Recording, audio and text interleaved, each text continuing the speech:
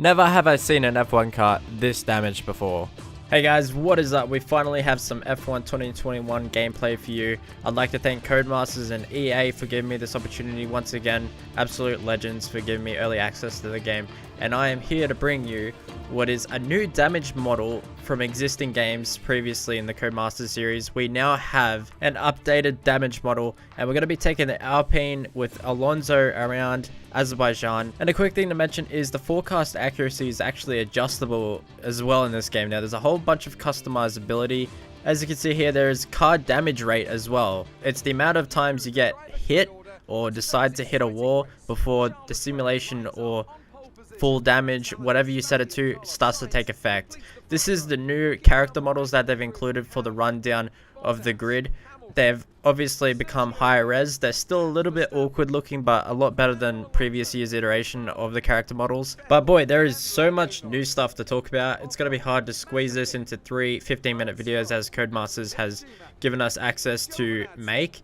That is the current limit, so I'll try to squeeze as much information into those 3 videos as possible. For this video, we're going to be talking about the damage model, and then in the second half of the video, we're going to be diving into the career mode stuff that is now advanced customization for the amount of resources and cash that you give yourself or the AI teams during the career mode. But for now, we're going to be talking about the damage model. As you can see, we are here.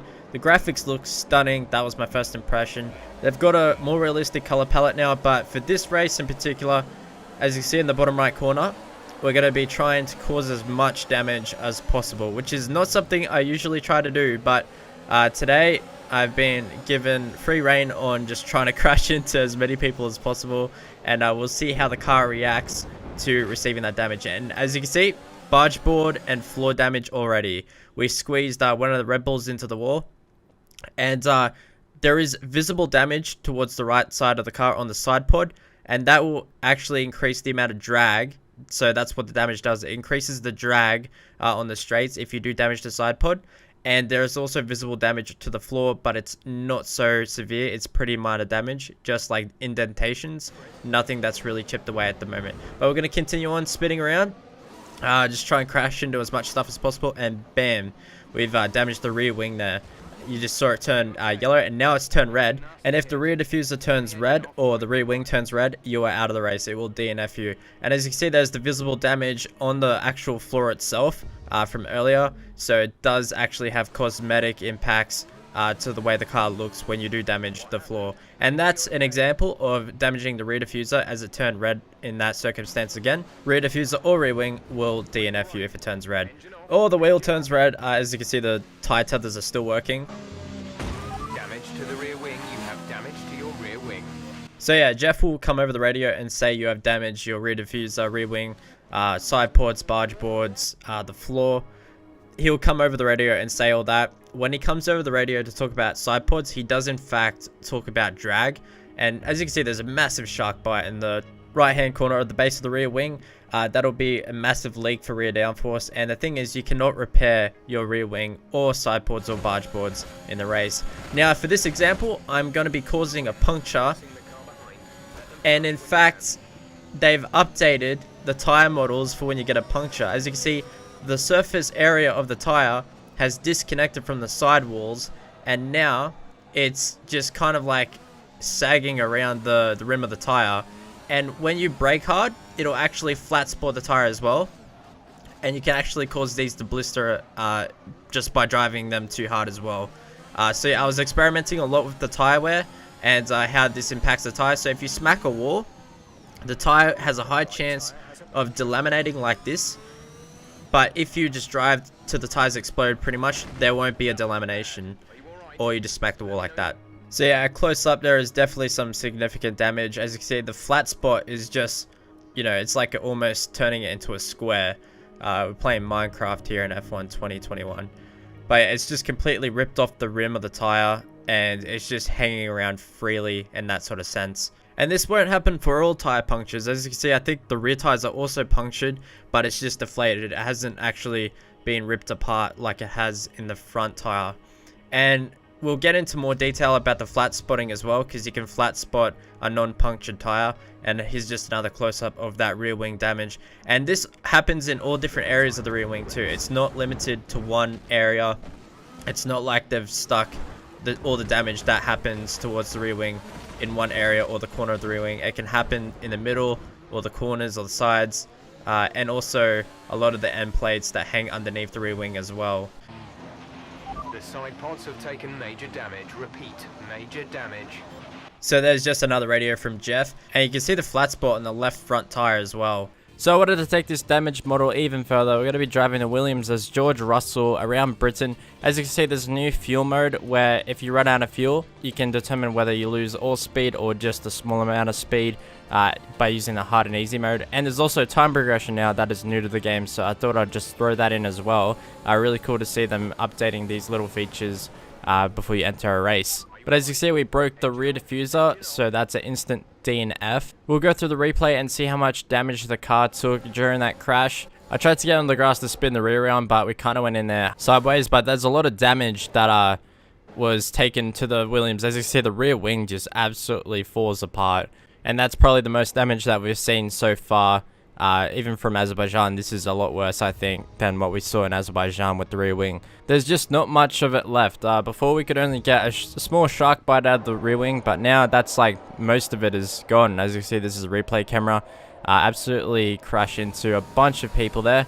That's an instant DNF like it was on 2020 when the wheel comes off, but we'll see the damage to the left side of the side pods and the barge boards. As you see, there's massive shark bite out of the front barge board there, and the side pod, or just the whole body area, is just really decayed from that impact with another car. So there's a lot of damage you can do to that. Look at the massive chunk taken out of that barge board, and yeah, just damage all across the side of the car. This is probably the worst example I could create, was in this Ferrari. There's massive damage to the floors. That's as bad of a rear wing as I could get it. That is probably the worst that I've seen on the game so far. I could not get the rear wing any more damaged than that. And yeah, just massive amounts of damage on the barge board as well there. As you can see, that logo is pretty much ripped off almost completely. Massive amounts of floor damage. That's like barely any of it left. And yeah, just really impressive to see what they've done with the damage model this year. Now here was another team radio from Jeff that is new. Safety car has been deployed. Slow down and maintain a positive delta. There's been an incident resulting in a high level of debris on the track. Caution, the virtual safety car has just been deployed due to a buildup of debris on the track. So yeah, it appears that the amount of debris on the track can actually bring out a safety car or a virtual safety car, which is fantastic to see that Jeff actually explains whether it was a stopped car or debris on the track that has triggered the safety car. This is as bad as I could get the rear wing on the Williams, but I've found a new camera angle. I don't think this was in F1 2020, so correct me if I'm wrong, but I think this is a new camera angle, and I can see a lot of people using this. It's like a clearer version of the TV pod or the cockpit cam, so I can see a lot of people using this. So yeah, another minor detail that they haven't really mentioned before in the game. But now we're going to jump into career mode. This is some of the custom settings you are now entitled to when messing around with your career mode experience. This is in the expert mode. You can switch from casual to standard to expert. And when you go into expert, you can go into career settings and actually adjust with everything that you want in a career mode itself. You can prolong your career mode by making you as a player receive less cash, less resource points, and slow down your progression so that it takes multiple seasons to go from the bottom to the top. Then you can do exactly just that, and you can even improve the amount of resources the AI get to make it even more difficult for the hardcore racers out there in our single player. If you notice, there is a new character for the person who helps you with your career mode series. This is not my team career mode, it's just career mode. I think it might be based on what team you select to race for, but there are multiple characters that help you with their R&D development. I haven't seen Carl from last year. He was in the game to help you with development. He'd let you know of any regulation changes, but this year I think it might depend on which team you select. Will expect you to deliver appropriate results.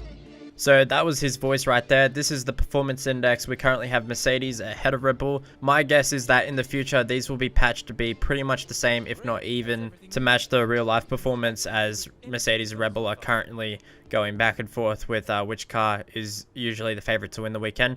This is the new aero chassis powertrain durability. menu that you have for R&D.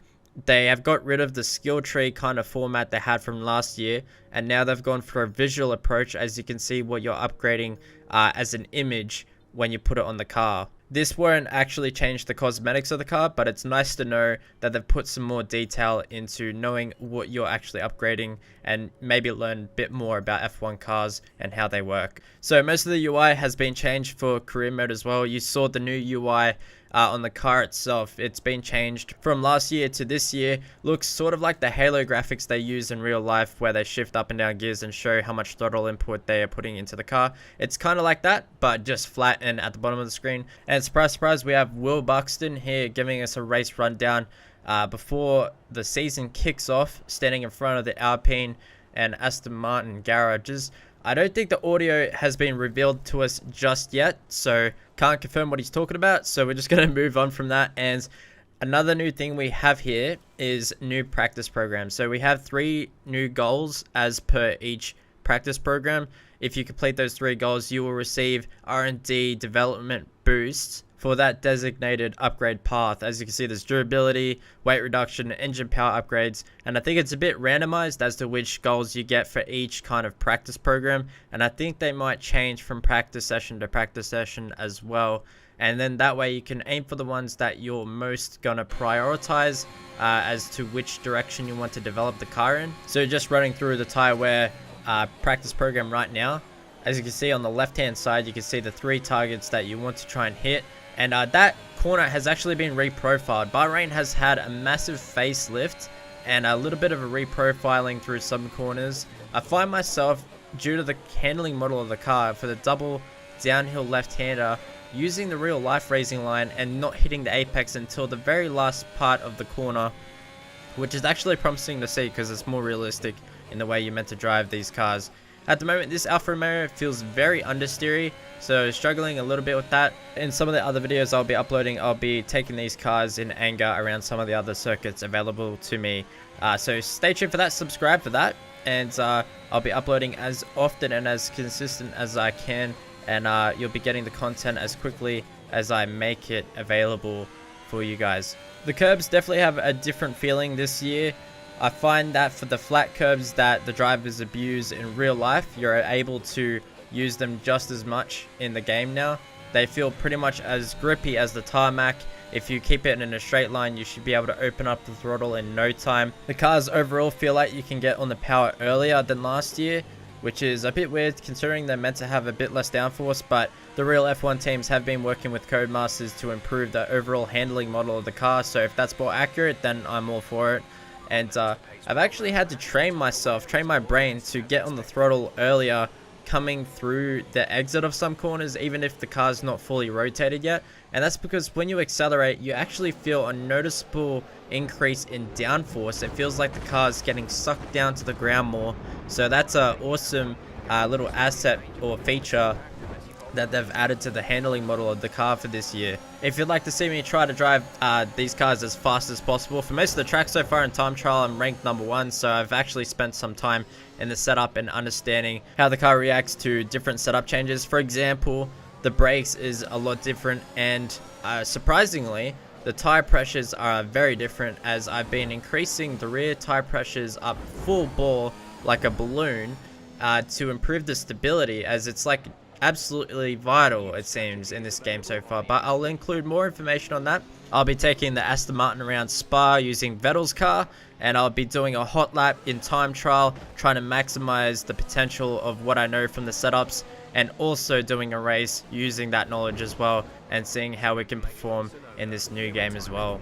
We also had a presentation from Lee Mather discussing some of the new features, including Breaking Point, the new storyline of the game that goes over multiple seasons, including characters like Devin Butler, who's going to be seen as the villain for what is the storyline that is being written by professional writers, so that'll be interesting to see how that goes. There'll be a lot of cutscenes that have been CGI'd, similar to what we saw with Will Buxton walking through the pit lane.